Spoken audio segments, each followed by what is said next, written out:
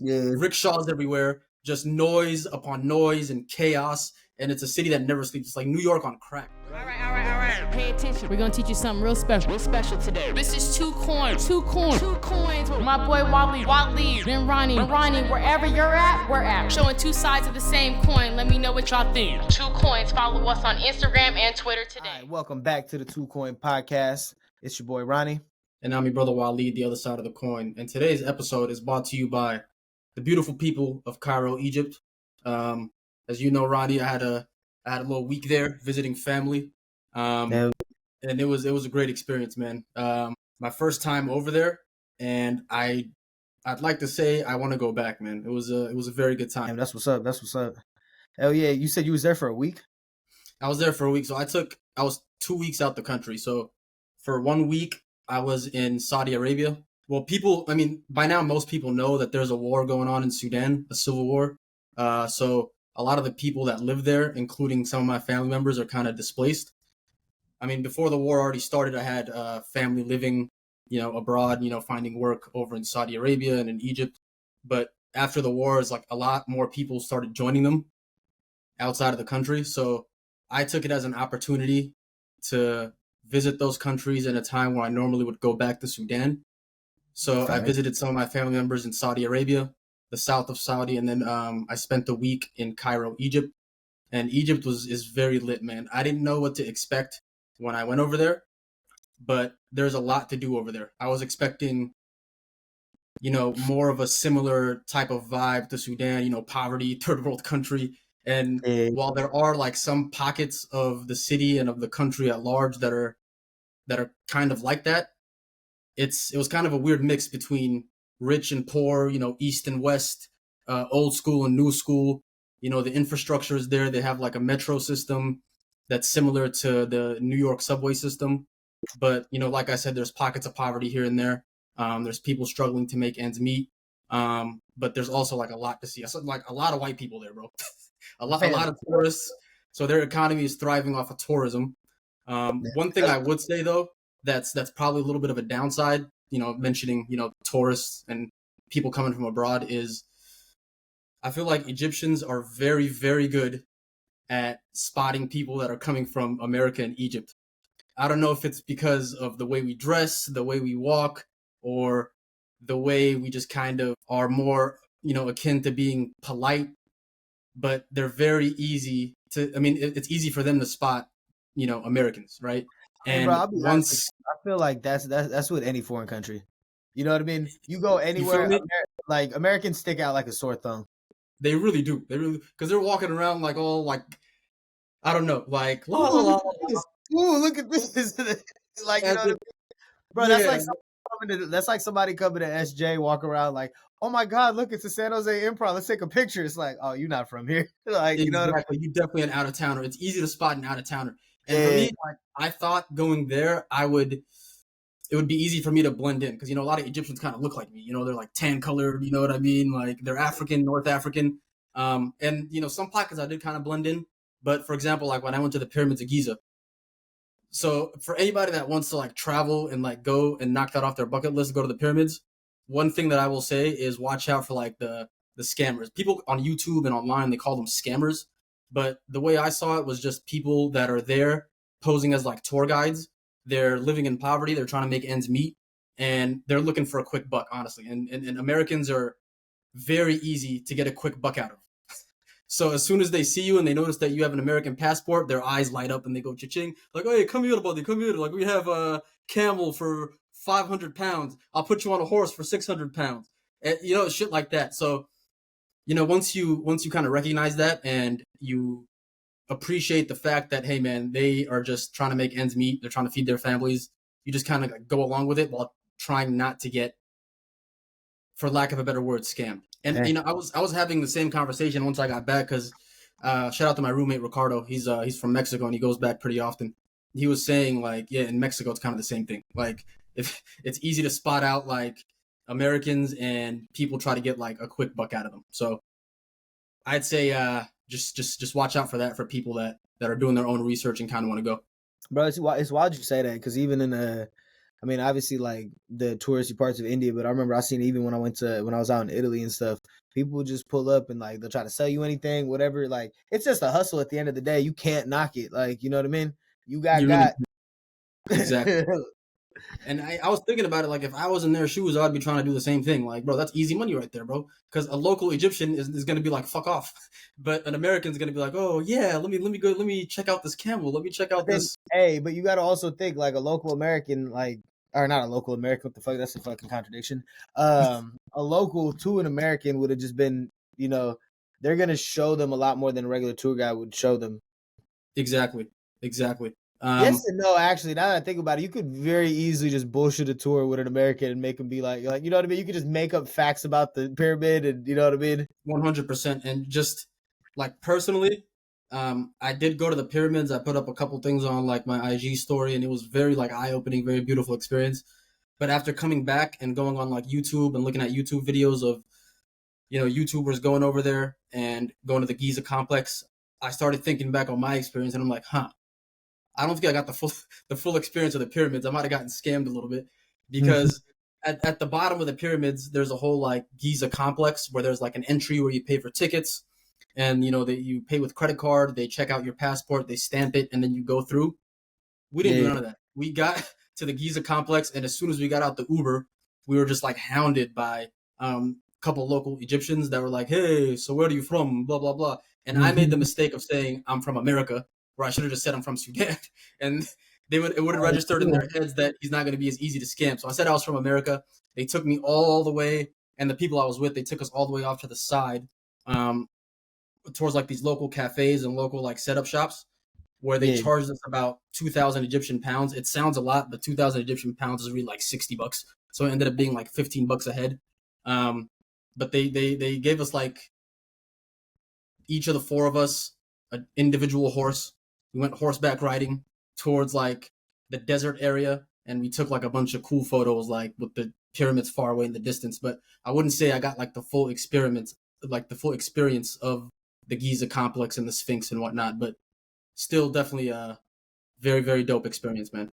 Damn, that's what's up, man.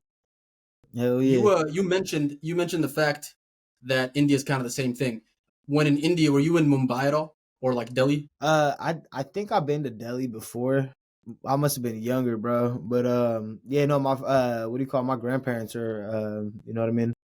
They stay in Mumbai. My dad's from Mumbai. From what you remember, was it like super like crowded? Oh yeah, bro. That shit was like the last time I went was what? I was 19, 20. Yeah. I mean, that's just India in general, bro. It's just super packed. Just the big cities are just, especially outside of my grandparents' like apartment. Like it's a trip. Like looking back, there's only like an hour in a 24-hour period where you hear silence out on the street. And that's from like 3 a.m. to 4 a.m. Like up until, and then even during that time, it's just like a bunch of stray dogs and you know what I mean? But like 4 a.m., you'll start hearing the bells, and slowly by like 5, 6, the chants and people setting up their shops by 6, 7, like cars is already moving, people going to work. Like it's just hella shit going on. But if you just sit there like and view it as like a time lapse, it's a trip. There's really like a 1 hour, because you got to think. Then when the day is winding down, you got the people who started their day late that's winding down late, and then bums everywhere. But like just people in general, there's just a lot of people living life at different time clocks. Yeah, that's why I asked you that, because honestly, like Cairo, Egypt is very, very similar. Because I was in an Uber and I was talking to like one of the Uber drivers, like obviously in Arabic, but he was telling me like with the influx of different refugees from Sudan and from Syria coming in, even before that point in time, Cairo in general, just with purely Egyptians, was extremely overcrowded. But now like that overcrowding is like on crack. And he told me, he compared it to like Mumbai and Delhi, because he told me he's been to Mumbai and Delhi, and he said, it's low-key getting even worse, because there's like a lot of people everywhere you go. And like the neighborhood that my uncle and my cousins were staying at, it's like in central Cairo, and everywhere there's like high-rise apartment buildings because the population is just out of control. And same thing, like you said, bro, as soon as I step foot, I take the elevator downstairs and I step foot outside of that apartment complex, you see 3 or 4 stray dogs, you see stray cats, rickshaws everywhere, just noise upon noise and chaos. and it's a city that never sleeps. It's like New York on crack. Bro, you know what the crazy thing is? People don't understand the benefits of a fucking rickshaw. Like rickshaws be so plugged conceptually. Like when you really think about it, the fact that okay, boom, just hop in, take me here. You know what I mean? It's like a scooter. Like literally, it's these Lime scooters, but with a person driving. It's the way I like to think about it. It's like a motorcycle that can carry 3 passengers. Yeah, And a driver. and luggage. You know what I mean? But I'm talking about just from a consumer perspective. You Yeah, know what bro. I mean? And then you can negotiate prices too. Yeah. Hey, well, you got to watch the other side too, because it's like everything is cash and haggling, right? So it's like if they know that you're a, you know what I mean, foreigner, oh, they're gonna add an extra zero because They're you're not gonna gonna know upcharge the you. difference. Exactly. You know what I mean? But shit, bro, hella random. One of my coworkers asked me this the other day, but would you rather have unlimited life or unlimited money? I would rather have unlimited money. And the Yeah, reason why is because we kind of talked about it a few episodes ago.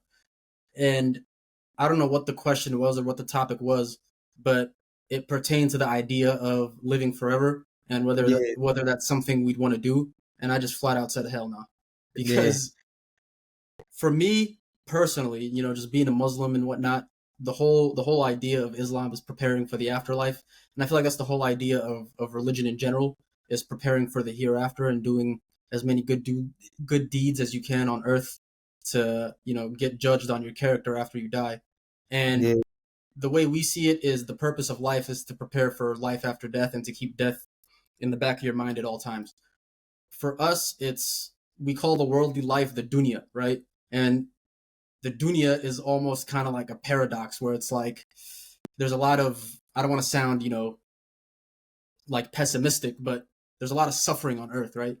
And yeah, even just in day-to-day life, there's a lot of minor, like low-level suffering that you have to go through every day to get to where you want to go. And for me personally, that's not something I really want to experience every day. I want some relief at the end of it, and I want to do good deeds to show my character so that that relief can come in the afterlife. That's based on my own personal religious and psychological beliefs. Whereas with unlimited money, it's the complete opposite. Money like is not the source of all happiness. I get it, but it's the source of probably about 75% of your happiness because it eliminates a lot of problems. It helps you help your loved ones. It can pretty much buy you anything. You know, it's a tool that you can use to aid you in your happiness. So as long as you don't get carried away and as long as you keep a good head on your shoulders, I think you can do good with a lot of riches. So I would much rather have unlimited money over unlimited life. 100%. What about you, bro? ditto, my guy. Nah, just give me the bread, bro. Because at the end of the day, like it all got to come to an end at some point. Now, would I be down to live like 200 years old? Fuck yeah, that would be dope. Like, you know what I mean, to see 2 centuries. But the thought Yeah. of unlimited life, like I would, you know what I mean, like. Damn, bro, if I only lived 70 years, even if it was a fulfilling 70, like, it'd be dope to be like, damn, bro, I'm like 150, 160. But unlimited means like, damn, bro, I remember 7,000 years ago. Like, that's Yeah, crazy. Like, at a certain point, you become disconnected with the rest of the world. Especially if it, exactly. like, if you're the, but now think about this. Here's a wild little concept. I mean, it's also, in essence, what they did in the TV show Lucifer. Like, you live forever, but everybody else, you know what I mean? They're going through their life. You could literally just have different lives throughout the world for centuries on end. But at Yeah. some point, you're about to get disconnected from everything to the point where it's like nothing even matters. Like, oh, And I'm not gonna die. and like to piggyback off that, it's like when you ask somebody, do they want to have unlimited life? The counter question I would raise to that would be, would everyone around you have unlimited life as well, or would you be the only one having unlimited life while your loved ones and your friends and family just drop like flies around you? Because that would suck. You know what I mean? Because as you get older, right? Even like you said, if you have like a 70-year lifespan, in the grand scheme of things, 70 years, we think of it as like a long, fulfilling life if you do what you're supposed to do. But in this, you know, the grand scheme of things, that's a pretty short amount of time. Like Bro, 70 it's years ago was the 1950s. not even a speck. Exactly. So I don't know. And another aspect of that would be like, okay, would I be living unlimited life as I am in my current state in my late 20s in the prime of my life, physically, mentally, or Yeah, would I continue to age and continue to deteriorate? You know what I mean? Because who's to say like my brain won't deteriorate, I won't get Alzheimer's, and like I'm not gonna remember everything that happened 300 years ago. yeah, yeah. That's a fair point too. So there's a lot of factors at play with unlimited life, because life is a bunch of curveballs. That's just how it works. But money is money. Money just a tool, yeah. Money is money. No matter how much money you have, if you have unlimited money, inflation won't affect you. The state of the economy won't affect you. Your house burning down won't affect you. You know what I mean? So Yeah. you can bounce back from the curveballs of life. Whereas if you have unlimited life, those curveballs just affect you directly. Damn, no, I feel that. Another random question, bro. This is like a extreme pivot from the topic we were just talking about. But do you plan on having kids? Yeah, at some point for sure. Like I definitely want kids, you know what I mean? But Yeah. I feel like I'm at a point right now, like knock on wood, thank God, like I don't got kids. You feel me? So I have that Yeah. clean slate and a developed mind. You know what I mean? Like I'm about to be 30 in about Exactly. a year. You feel me? And the fact that I don't got kids, I can literally set up a perfect situation to have kids. So I feel you. I'm on the same boat as you. But the reason why I ask that is to say when you do have kids, because I feel like if you want them, it's a matter of when, not if, right? When you do have kids, do you plan on raising them the same exact way your parents did, raising you? And what would you do differently from the approach that your parents took? And what would you take away from them and pass down to your kids? you know, it's crazy. Like the obvious answer to that is no, because of the fact that I could never raise them like they raised me. I grew up in a whole different, you know what I mean, in a whole different culture than Yeah. my parents. So it's just the way that I would be about certain things, and you know what I mean. I can't really speak on that because I don't have kids and I don't know like what it's like to have your kids in certain situations and make decisions in those situations. Like I really can't speak on that. But I would like to think and assume that based off of the way that I was raised, like obviously I'm gonna take all the good that my parents did. It's like, you know what I mean? I was blessed with like two loving parents. Yeah. But as far as my approach and like what I'd be cool with and like all that, it'll for sure be different. Like I'm just a different person than Yeah. I don't know, because sometimes I look back and I reflect on my life and like where I'm at right now. And then I think back to, okay, how did I get here? The aspects of my character and the things that I like about myself. How did that come to be? And it all goes back to more or less what my parents kind of did. And I think a big thing that my parents did for me was, I've talked about this before a lot on this podcast, but, take me on regular trips and vacations back to my homeland, Sudan, keeping me connected to my roots. And that's definitely something, as I've gotten older, I realize the importance of it. And that's something that I definitely want to pass down to my kids. No matter who I have kids with, I definitely want to make sure that, I take them back to Sudan regularly, to see, poverty up close, to keep them connected to their extended family, just so they can know who they are intuitively and their ancestral roots. Because at the end of the day, I feel like that's the cause of a lot of societal problems, is people having no self-identity. And to an extent, if you teach your kids exactly who they are from an ancestral point of view, I think that keeps them grounded. And I can only speak from personal experience, but I think that's the bulk of the reason why I like to think I'm as grounded as I am right now. And that's definitely something I want to pass down.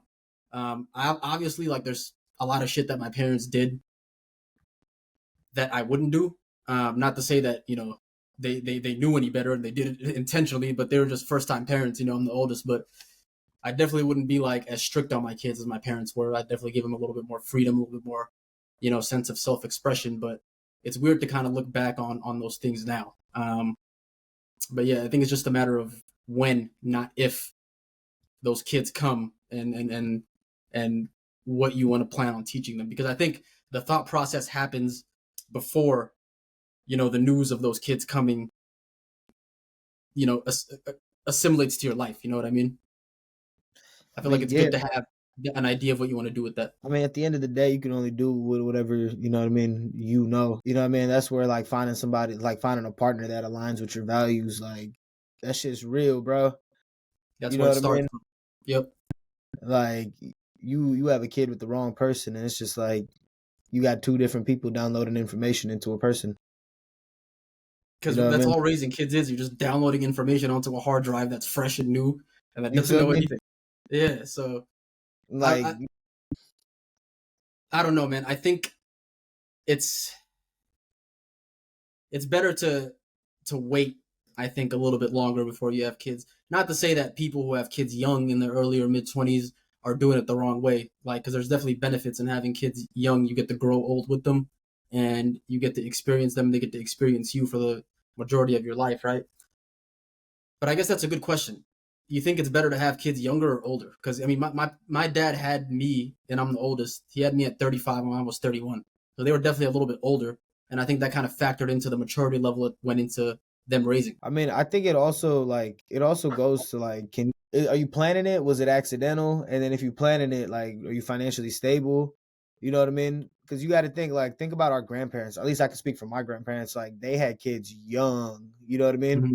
But motherfuckers was grown ass men at like 19, 20.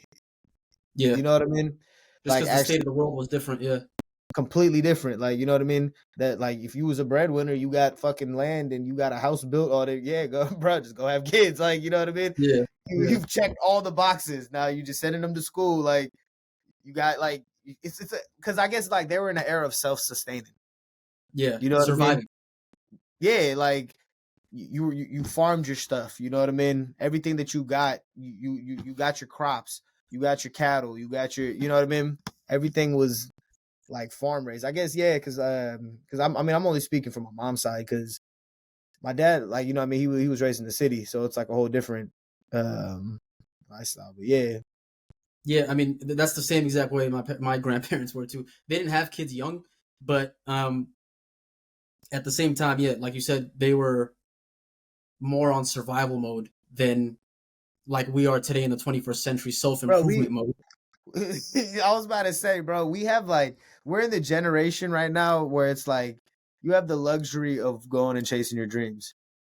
You know what I mean? Like that, Exactly. like that concept. You have the luxury to think about that concept. Granted, everybody can't just fucking do that. You know what I mean? Like if I had two Yeah. kids, or if, you know what I mean. That's the thing about having kids too. It's just like you got somebody like you got a little human dependent on you, bro. Like and, Exactly. and if Exactly. I ain't got nothing to give you, like both physically, mentally, spiritually, like if I got nothing positive to like give you, or I'm, you know what I mean, or if I haven't got like, granted, like I'm never gonna figure out all my shit because this is life you learn along the way.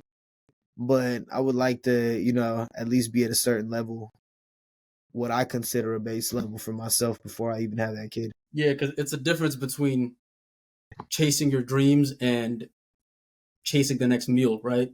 Like you said, it is a luxury to be able to chase your dreams. Be like, oh, what's my purpose in life, bro? 2 generations ago, their purpose in life was putting food on the table for their next meal. So Nah, dead ass, I feel bro. like that type of Like, that type of lifestyle just like allows you to grow up quicker. Like that's why you have now is like people in their mid 20s who are just still kind of like kids a little bit, and it takes longer for bro, a people to grow little up. Not bit, saying and it's then a bad thing. you got 30-year-olds that are kids that I like the way that they move out here. Like Exactly, because we live my in a dude, you 33 and you move developed like society. that. But the thing is, though, it's a lot freer, though. I will say that, like, we're turning into a society that's a lot more open minded, just as far as like, you know what I mean. But then the other side of it is like, bro, don't force your open mindedness too.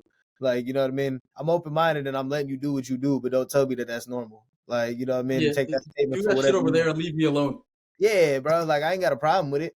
You know what I mean. And there's Yeah, probably certain shit that I do that people like, God, man, this dude tripping, always fucking over here chiefing and shit. Like, like I don't know. I don't know why people mad at me. I'm yeah. just out here getting my paper, man. But shifting gears away from deep philosophical topics, we got Man, to get for into real. our sports bag a little bit because it's been a minute. Have you been keeping up with the NFL offseason moves that have been happening? Man, a couple. I heard Russell Wilson got traded over to the Steelers. You know what I mean? We got what, Jerry Judy. Jerry Judy up. Yeah, Justin bro. Fields is the backup QB. That shit's crazy. So I mean, bro, you know me, I can give a rat's ass about football, bro. I like to keep it a bug with you. Like I've Yeah. tried to get into it.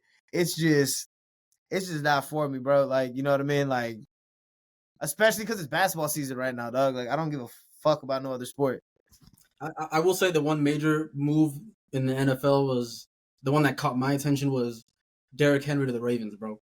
Hey, that shit is a pickup though. All bullshit aside, That's the fact crazy. that Lamar got him in his backfield, that's wild. And we already know Lamar's run game is insane. And Insane, bro. Bro, imagine them running an option with the two of them. bro, That's crazy. like Derrick Henry's a unit. Pause. Like he is a top 5 running back, like at his worst, and he's the best running back in the league, probably outside of Christian McCaffrey at his best. Yeah. So we already saw the damage he was doing in Tennessee with a very very mid quarterback Ryan Tannehill. So if there's just like a 1-2 punch, and they already have probably the best tight end in the league outside of probably Travis Kelce and Mark Andrews. The Ravens, they kind of choked last year, bro. Like they really did choke. Like they had a better team than the Chiefs, and all they had to do was beat the Chiefs, and the Super Bowl would have been theirs. So now with the run game that they have, and the offense that they have, and the elite defense they still have, they have no more excuses, bro. If Lamar doesn't get it done this year, I'm sorry, we all love Lamar Jackson, myself included, but if you don't get it done this year, some questions going to need to be asked, and some discussions are going to need to be had. Damn, okay. Yeah. All right, bro, but did you see the games today? Fucking the OT games in basketball. Like, I ain't gonna lie, bro, that shit's cool and all. But we about to be in fucking playoff mode right now. I was just going to shift over to that. Yep. But Kyrie's left-handed game winner. That shit was crazy. The fuck, like, all right, let's just bring it back. For those of y'all that don't watch basketball or just didn't know what the fuck's going on today. Today's Sunday, March 17th. Happy St. Patrick's Day. You know what I mean? Shit, we got our green on. You feel me? Yeah. But yeah, we had 2 game winners today. That shit was crazy. Kyrie. Wait, what was the other one? Miami. Bam hit a 3 to win the game. Yeah. You know what I mean?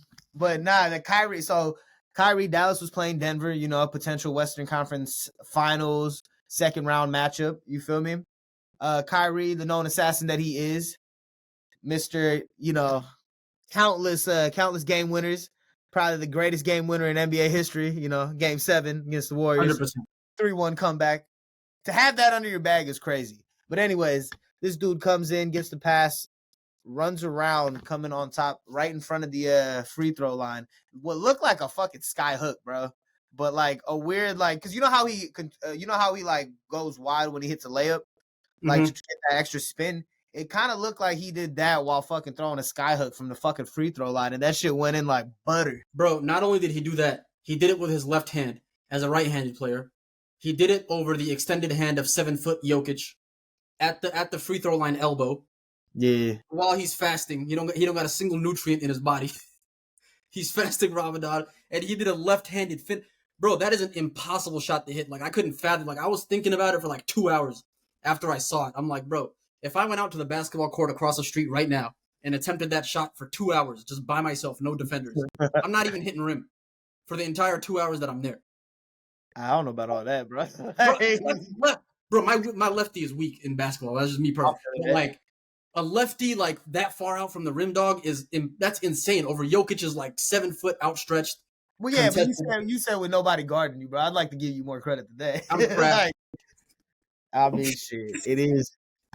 But nah, that shit was wild, bro. Hey, you see the I mean, shit, your Suns is looking nice too. Bro, I don't want to like make any bold predictions because the last time I made a bold prediction about my Suns, we got spanked and embarrassed by Dallas in a 7-game series. So I don't know. I just want us to get out of the play-in, bro, because as a play-in team, you got 7, 8, 9, 10. 7 is Phoenix, 8 is Dallas, 9 is the Lakers, and 10 is Warriors. That 7-8 matchup, I don't even have enough faith in us beating Dallas, to be honest with you. After seeing what I saw today from Kyrie and then Luka still being there, Luka didn't even have to hit a game winner, bro. Like, them two was torching Denver, the defending champ. I think they finally clicked, man. This like, year, Dallas is a scary team, bro. I don't want to see them. Somebody got to see them. Shit. So I don't know, bro. I don't think, to be honest, bro, like just speaking from a non-biased point of view, I just think our championship window is kind of closed. Yeah. Because you're not biased. You're not a Suns fan. Like, do you honestly see the Suns as a championship contender this year? Nah. I don't. Like, we have Booker, Beal, and KD, but y'all don't got no depth, bro. We don't. Like, our bench is depleted. I like Grayson Allen. Grayson Allen is a clutch pickup. You know what I mean? Like, I really like him, and I like Nurkic, but that's our starting 5, bro. Outside of them 5, who do we really have on our bench? And that's the thing, bro. To win a 7-game series, you need your bench to at least win 2. and you need to not get injured. And I don't have faith in KD, Booker, and Beal, all three of them not getting injured the whole playoff run. Yeah. You know what I mean? Knock on wood. And I don't want to sound like a fair weather fan, but ever since we got humbled back in, was it 2022? Yeah, 2022 playoffs. Ever since we got humbled, that opened my eyes. I'm like, bro, no more bold predictions for me. I mean, bold prediction, bro. Cleveland about to win a ring this year. I'm telling you. Hey man, I just spoke as a non-biased fan. I'd like you to do the same. You know what I mean? Bro, as a non-biased fan, bro, we gonna fuck around and win a chip this year. We are a deep fucking team, bro. And hey, like, all jokes aside though, like I think you guys are a dark horse in the East for sure. You know what I mean? Because think about it this way, bro. We got DG and Donovan as our starting two. You got Isaac Okoro or Max Strus as our three. Evan Mobley and Jared Allen as our anchors. You know what I mean? Then coming off the bench, if it wasn't Okoro, it's going to be Strus. We got Georgie Niang, Dean Wade, Sam Merrill. You know what I mean? Craig Porter as our backup point guard. And it's like we got a team. See, this is why. Like I was telling somebody this the other day. I was like, I fuck with Donovan, right? And I appreciate what he's doing. I just think our team would be better without him. And we've shown that we win games without him, bro. Because without him, we move as a team, as a unit. There's no hero ball. And people say, like, oh, in the playoffs, you need somebody like that. Nah, bro. We have a star-studded cast. Like, and the thing is, when he's not on the court, the flow is different. You know what I mean? We're looking for the bet. Like, literally, I'm like, when I watch this Cavs team, they remind me of the Warriors when they were developing Curry and Clay and Draymond. You know what I mean? Fucking David Lee, Sean Livingston. Like, they let it develop. They like, bro, like Donovan Mitchell equivalent would be like if the Warriors added fucking DeMar DeRozan to the fucking to the Warriors while they were building that team. Bro, I'm not even gonna lie, not to cut you off, but I'm looking at the standings right now. I didn't even realize that y'all are the 3 seed. Yeah, bro, we keep bouncing back and forth from 3 and 2. Because if you look at the top, the non-playing spots in the East, Celtics, Bucks, Knicks, Magic, and even the Pacers have been getting a lot of media coverage this year. But I haven't seen a single peep talk about the Cavs. Yeah, bro. And that's how you would like it. Bro, like we literally beat the Wolves in a comeback win. We beat the fucking the Bucks on national TV. We beat the Celtics on national TV. Bro, that national TV game, bro, we were down 22 at the half. You feel me? So it's just one of those and bro, nobody's talking about us. But it's one of those people think I'm crazy, and I'm like, I get it. I am like one of the most OP you know what I mean? Not bandwagon. What's it called? Like dick riding fans for my team, like delusional, like the Cowboys. Like, oh man, we gonna win it this year. You know what I mean? Like, I love how that's just how like I support my team. Like, you feel me? Yeah. But this year, like, yo, it's actually real because I've watched these players develop into what they're moving into right now, and this is a scary team, bro. I will say this. Say this as a 3-6 first round matchup. If I were you, I would much rather see the Pacers instead of the Heat. Because we already saw what the Heat could do. Bro, I don't want to see the fucking Heat, bro. This is what I mean? Heat got. The Heat got on us is experience and like a different kind of discipline that we, after fucking getting bounced in the first round last year, we don't need to see them early on. Now, if we see the Heat in the Eastern Conference Finals, God bless, good luck. We had a good run. You know what I mean? But until then, like, I want to see the Knicks in the first round. And then, bro, I'm not afraid of Philly. Like, you know what I mean? I'm not afraid of Boston, bro. Like, I would much rather see Boston than Miami. Because I feel like an Indiana first round series, I feel like y'all might sweep. I mean, we could. I mean, but then again, bro, Indy's nice too. You know what I mean? They're nice. They just have no defense whatsoever. Yeah, and we are a fuck. Bro, Jared Allen, like, is a top 5 center in the league. Hands down. I think that's fair. Yeah, because you got... If you name them, you got Jokic, Embiid. Yeah, Jokic, and Embiid, we throw those out. Like, you know what I mean? And then outside of that, Sabonis is in that conversation, bro. Sabonis is slept the fuck on. This dude's averaging almost a fucking triple-double this year. I'd probably put Sabonis, and then honestly, I'm putting Gobert up there. Fuck Gobert, bro. Once that motherfucker... Gobert and then Jared Allen. Bro, Jared Allen over Gobert because Jared Allen produces offensively along with defensively, bro. and you can't fucking take like you, bro. The amount of 2015, 2020 games that Jared Allen's had, while giving you 3-4 blocks, like Jared Allen is a defensive rim protector and an offense. Like, bro, if he gets the ball at the elbow, I'm comfortable with him pulling up with that jumper. He does have a nice jumper. Bro, he has a nice jumper. He has a nice touch around the rim. Like, hey, his passing IQ is crazy for a big. He's great in the fucking pick and roll. You know what I mean? Yeah. The only thing Embiid has on top of him is just like he's a little bit better defensive. Jared Allen can't come back and be like, oh, the lights was too bright again. He has to prove himself in the playoffs again, too. Oh, 100%, bro. And I think he's about to eat this year, bro. He's about to eat. But, yeah, so, that's my Cleveland rant. To close it out, finals predictions. Who you got going in the finals? Bro, I think Denver's coming out the West. I think OKC and Minnesota, like, what they doing is fucking remarkable, but experience is about to, like, be their downfall. I mean, shit, I could be wrong, but, you know, I just don't see if OKC matches up with Denver in the Eastern Conference in the Western Conference Finals, I'm sorry, bro. Like, y'all about to watch a real team, like, show you how to win. Like, and on top of that, Denver, they got length, bro. They got a tall starting five. They got a long starting five, buddy. Yeah. Hey, can I give like a hot take right now? Yeah, what's up, bro? I don't think OKC makes it out of the first round no matter what. Because the way it's shaping up, they're gonna play the Warriors, the Lakers, the Suns. I don't see them beating the Warriors or the Lakers in a 7-game series. I'm sorry. Like if you match up with the Warriors have the best player on the floor in a 7-game series. The team with the best player on the floor in a 7-game series usually wins, historically speaking. If they match up with the Lakers, LeBron and AD are the two best players on the floor. I mean, Shea. You can't sleep on Shea, bro. Shea is an MVP. He's a potential MVP candidate this year. And I'm taking Shea over AD any fucking day. Not in the playoffs, bro. Shea. I like Shea, but this is his first playoff appearance. He's young. All right, that's fair. And a lot of his game is predicated on foul baiting, bro. As much as I like his game, like, he be driving to the rim, snapping his head back off of no contact and getting to the foul. That shit is not going to fly in the playoffs. I mean, bro, fucking AD soft as shit, too. He does the same thing in the paint. Like, one of the biggest knocks on him is he's not aggressive. But I've seen AD have great games in the playoffs. Granted, like, Shea hasn't been in the playoffs, but it's like we've also seen AD have shitty games in the playoffs. Trust me, dude, the Lakers are my most hated team. I don't like the Lakers at all. But if they're an 8th seed, bro, I'm just taking that experience. Same with the Warriors. Because Warriors and Lakers are their nucleus has won championships. You know what I mean? Yeah. So, like, I just think I'm taking both those teams over OKC any day.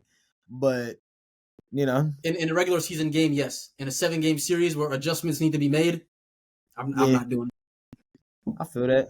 So my final predictions are going to be Celtics Nuggets, and I see the Nuggets winning, going back to back. Yeah, I think it's going to be Cleveland Denver, bro.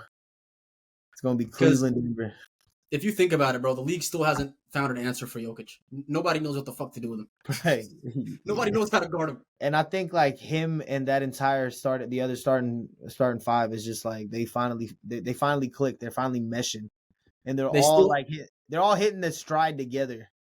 They still probably have the most complete and well-balanced starting five in the league.